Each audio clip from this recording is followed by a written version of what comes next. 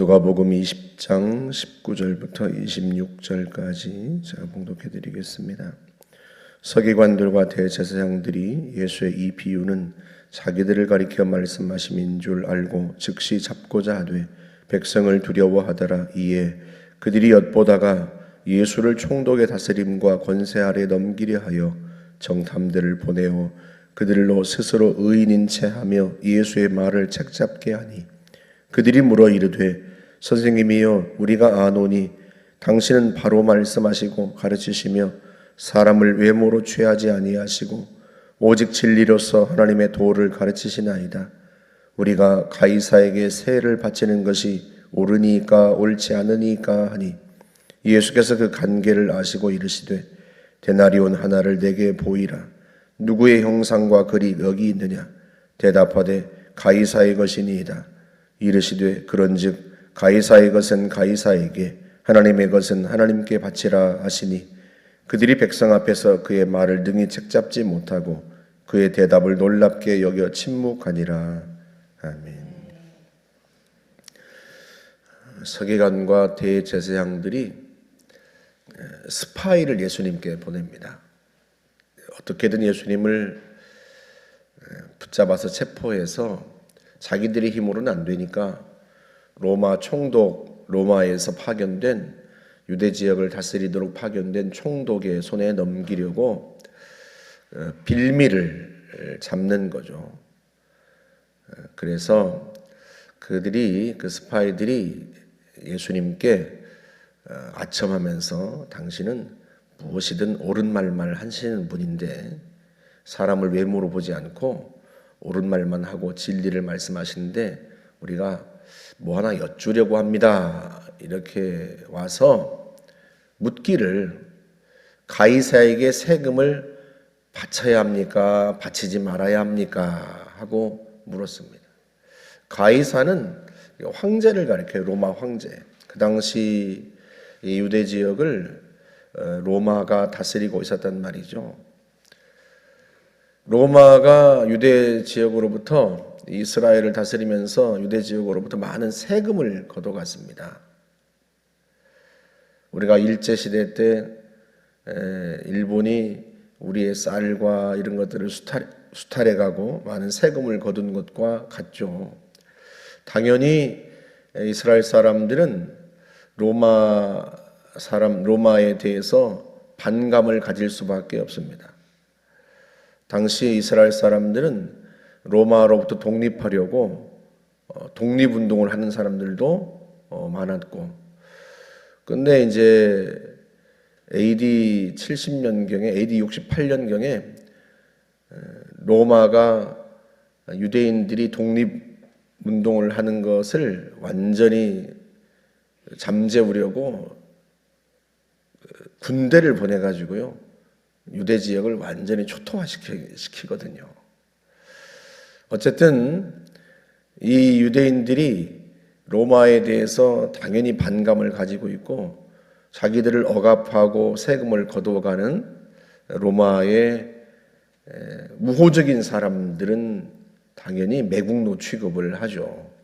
그래서 그 당시에 세금을 거두었던 세리들이 매국노 취급을 당하고 죄인 취급을 당했던 게 그런 이유 때문이에요. 심지어 삭개오 이야기에서는 그가 세리장이라서 더더욱 사람들이 그와 상종도 하지 않았던 걸 우리가 알 수 있죠. 그러니 로마 황제에게 세금을 바쳐라 하면 그 이야기를 듣고 있던 백성들이 예수님을 매국노처럼 그렇게 취급하고 등을 돌릴 테고, 만약에 세금을 바치지 말아라 하면 당연히 로마에 반역을 하는 사람으로 로마 총독에게 고발하고 체포하도록 하려고 그런 질문을 한 거예요. 그런데 예수님께서 그들의 그 관계를 아시고선 하신 말씀이 데나리온 하나를 나에게 보여라 하고 말씀합니다. 그 당시 동전인데 그 데나리온은 로마 황제, 그 당시 황제인 디베리우스 황제의 두상과 그 이름이 적혀 있어요. 로마 황제들은 자기들을 신처럼 떠받들기를 원했고 실제로 로마 황제를 숭배하게 했단 말이죠. 동전에도 로마 황제의 이름과 동전을 새기고, 그래서 동전을 보이니까 예수님이 누구의 글과 누구의 화상이 있느냐? 가이사입니다. 그러면 가이사의 것은 가이사에게 바치고 하나님의 것은 하나님께 바치라 하고 말씀합니다. 그래서 예수님을 책잡으려고 했던 사람들이 아무 말도 못하고 그 대답을 듣고 침묵하죠. 근데 예수님의 이 말씀, 가이사의 것은 가이사에게 바치고 하나님의 것은 하나님께 바치라, 이게 주님이 말씀하시는 소위 두 국가론입니다. 그런데 바울도 주님의 말씀을 따라서 그렇게 가르칩니다. 로마서 13장에 보면 모든 권세는 하나님께로부터 왔다 하고 말씀하면서 세금에 대한 이야기를 합니다. 로마서 13장 4절에 그는 하나님의 사역자가 되어 네게 선을 베푸느니라. 조세를 바치는 것도 이로 말미암음이라. 그들은 하나님의 일꾼이 되어 이 일에 힘쓰느니라 하고 말합니다. 그러니까 하나님께서 기본적으로 국가 권력을 주신 이유가 뭔가? 네게 선을 베풀게 하러, 하나님의 사역자가 되어서. 국가 권력은 국민들에게 선을 베풀고 국민들을 보호하기 위해서 하나님이 세우셨다, 하나님의 사역자고 하나님의 일꾼이다 하는 거예요. 국가 권력의 기본 원리를 이야기하는 거죠. 조세를 바치는 것도 당연히 이것 때문이다.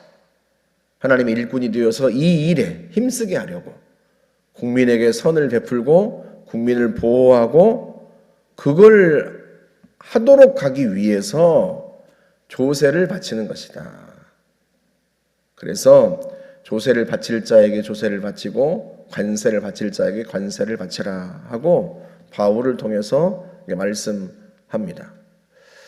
국가 권력이 국민을 보호하고 또 국민을 위해서 일할 때 필요한 재정은 누구로부터? 국민으로부터 세금을 거두어서 이루어진다. 그 이야기를 합니다. 물론 기본적으로 국가 권력이 국민에게 선을 행할 때에 관한 이야기이고 하나님이 그들을 하나님의 일꾼으로 사역자로 세웠다고 하는 전제 아래에서 이루어지는 거죠.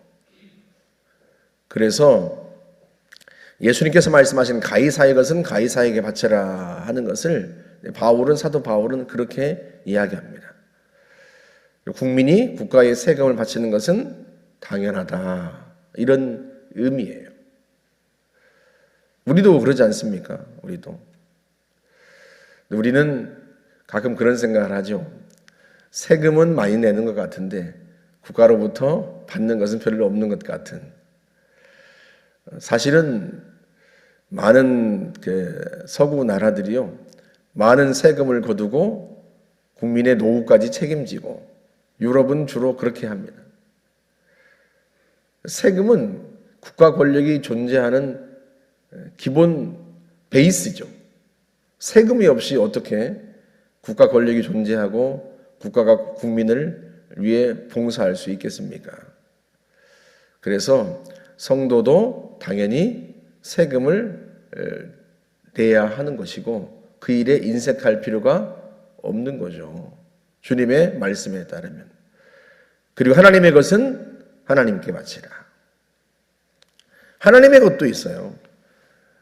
여러분, 질문이 이 대제사장들이 보낸 사람들이 했던 질문은 가이사의 것에 관한 것만 물었단 말이죠. 세금을 바치는 게 옳습니까? 옳지 않습니까? 가이사에게.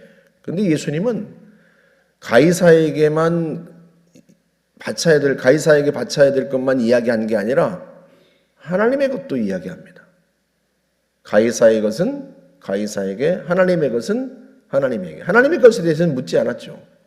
그런데 예수님께서 그 말씀을 하십니다. 하나님의 것은 뭐죠? 그 당시 유대인들에게 통용되었던 하나님의 것, 그건 11조입니다. 누가복음 11장에서 예수님이 그 말씀하시죠. 바리새인들을 주님이 책망하시면서 하신 말씀이 너희가 박하와 운양과 모든 채소의 11조는 드리되 공의와 하나님께 대한 사랑은 버리는도다. 그러나 이것도 행하고 저것도 버리지 말지니라. 주님이 너희가 11조는 정작 드리면서 11조 안에 담긴 그 정신, 하나님을 향한 사랑과 공의는 버린다. 11조에 담긴 공의가 뭐예요? 하나님이 왜 11조를 만드셨죠? 가난한 자들을 위한 주님의 방편이었습니다. 이스라엘 백성들에게 처음 하나님이 가나안 땅을 나눠주시면서 대제사장들과 레위인들에게는 땅을 주지 않으셨어요. 그럼 그들이 어떻게 살아요? 11조를 통해서.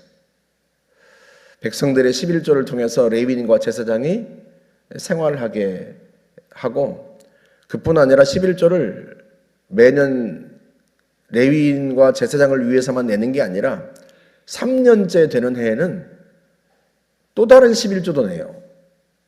그래서 각 성마다 11조를 또 내서 창고에 쌓아두어서 고아와 과부와 가난한 자와 나그네가 먹을 수 있도록, 그게 11조의 정신이란 말이죠. 그래서 신약시대에도 여전히 11조를 냈습니다. 바울도 주님의 그 말씀을 따라서 어떻게 해요? 이방 교회들에게, 그러니까 바울이 세웠던 여러 교회들로부터 항상 너희가 모일 때, 매주 첫날 모일 때 수입에 따라서 헌금을 하라 하고 이야기하고, 그 헌금을 모아서 어떻게 해요? 가난한 예루살렘 교회와 성도들에게 전달하고 그렇게 했단 말이죠. 그게 하나님의 것입니다. 여전히 신약시대에도 하나님의 것을 드렸고요. 결국 이스라엘이 유대 사회가 종교적으로 부패했던 이유는 뭐냐면 하나님의 것을 드리지 않았기 때문에 그래요. 바빌론 포로기 이후에 느헤미야와 에스라가 와서 이스라엘 백성들을 다시 종교적으로 각성시키고 대부흥을 꿈꿨단 말이죠. 그때 했던 일이 뭔가 하면 11조입니다. 레위인들을 데려다가 성전에서 섬기게 하고 백성들은 11조를 드리게 하고, 그렇게 해서 레위인들이 하나님을 섬기는 일에 힘쓰게 했단 말이죠.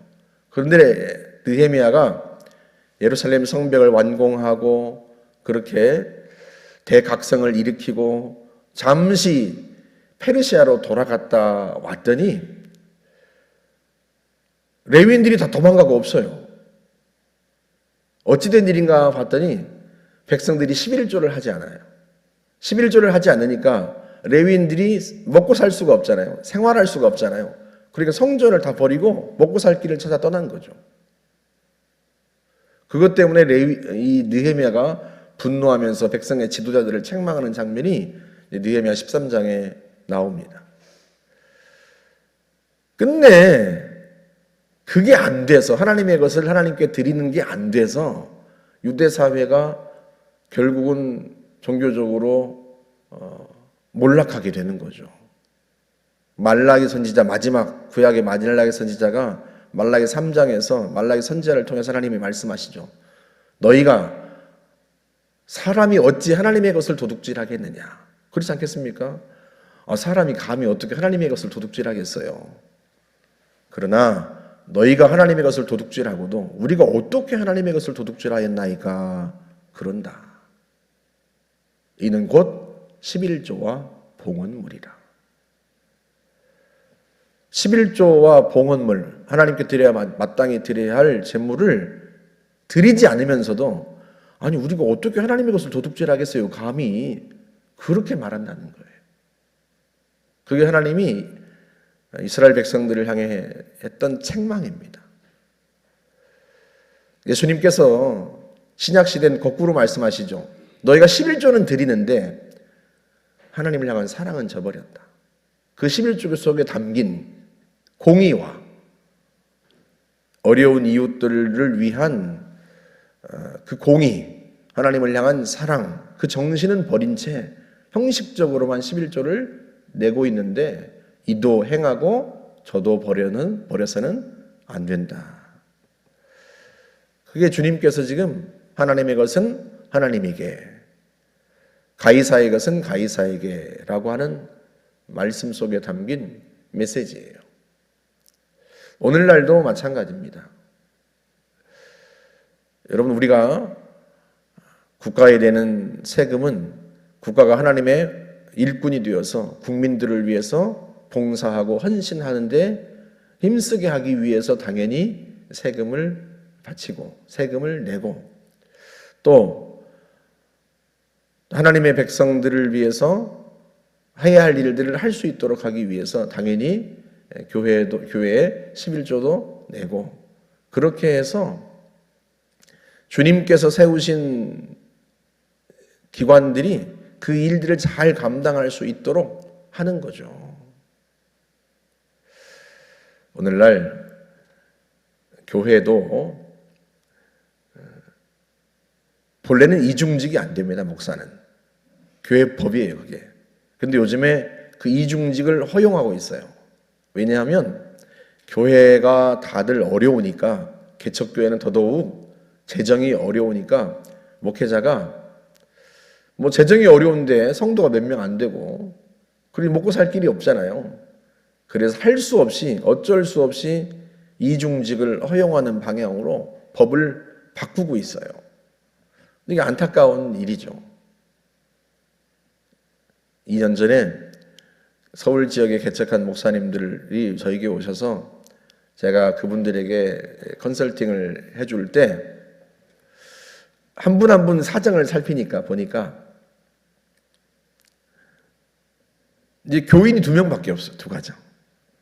그러니까 뭐 재정이 없으니까 목사님이 일주일 내내 일용직으로 나가서 일을 하시는 거예요. 그럼 일용직으로 나가서 일을 하고 오시면 설교 준비는 언제 하고 기도는 언제 하겠어요? 그러니까 악순환이죠. 설교 준비가 제대로 안 되고 기도가 제대로 안 되니까 피곤하니까 일용직하고 와서, 그러니까 수요 예배도 제대로 못 드리고 금요 기도회도 뭐 제대로 못 드리고 주일 예배 설교도 부실하고, 그러니까 혹시 누가 전도되어서 오면 그 사람도 은혜를 받기보다는 좀 그렇고, 그러니까 이게 악순환이 되는 거예요. 그래서 제가 그분에게 그런 말씀을 드렸어요. 1년을 시간을 좀 버셔라. 그래서 1년 동안만 좀 도와줄 수 있는 후원자들을 모집해라. 뭐 계속 도와달라고 하면 어려우니까 가족이든 친척이든 친구든 누구든 아는 분들에게 1년 동안만 5만 원, 매달 10만 원, 그렇게 해서 한 200만 원 정도 최소한의 생활비를 좀 그렇게 확보하고 1년 동안 전도와 기도와 설교 준비에 전념하셔라. 그렇지 않으면 이게 목회가 쉽지가 않다. 오늘날에도 여전히 마찬가지예요. 그래서 성도는 국가가 성도를 위해서 봉사할 수 있도록 세금을 내는 거에 대해서 인색하면 안 됩니다. 가끔 우리가 연예인들이 세금을 탈루한 것이 신문에 나올 때마다 우리가 설을 끌끌 차잖아요. 하지만 우리도 역시 우리가 내는 세금이 대단하진 않지만, 일반 서민들이 낸 세금이 대단하지 않지만 그 세금이 결국은 우리를 위해 봉사하는 국가 권력을 존재하게 한다는 것을 잊으면 안 됩니다. 세금을 내는 것에 인색하면 안 돼요. 당연한 거죠. 또 하나님 앞에 드리는 11조나 헌금도 마찬가지입니다. 하나님께로부터 우리가 은혜를 힘입고 또 교회 공동체가 바로 서기 위해서는 당연히 하나님께 드려야 될 것들은 하나님께 드려야, 그래야 또 우리가 교회 공동체를 통해서 하나님이 주신 은혜를 힘입을 수가 있는 거죠. 우리가 마땅히 해야 되는 권리와 받아야 되는 권리와 의무는 동시에 존재합니다. 저와 여러분들이 나라와 민족을 위해서 늘 기도하고 국가가 올바로 설 수 있도록 정말로 하나님의 사역자가 되고 하나님의 일꾼이 될 수 있도록 로마 13장 말씀처럼 그렇게 기도하고 힘써야 하고 교회 공동체도 힘써 세우면 이를 통해서 우리가 하나님의 은혜를 힘입고 또 국가의 돌봄을 받을 수가 있습니다. 근본적으로 주님의 말씀은 그런 의미예요. 가이사의 것은 가이사에게, 하나님의 것은 하나님께 바치라. 우리를 통해서 국가와 교회가 더 든든히 세워질 수 있도록 그렇게 힘쓸 수 있기를 주님의 이름으로 축복합니다. 함께 기도하겠습니다. 좋으신 하나님 감사합니다. 우리가 이 땅에 발을 딛고 살아가는데 우리의 시민권은 하늘에 있지만 동시에 우리가 이 땅에서 한 국가에 속하여 국민으로서 보호받고 또한 의무를 행하게 됩니다. 좋으신 하나님, 우리가 이 땅에 살아가면서 이 땅의 시민권자로서 또 하나님 나라의 시민권자로서 그 사명들을 잘 감당할 수 있도록 저희를 도우시고 함께하여 주옵소서. 예수님의 이름으로 기도하옵나이다. 아멘.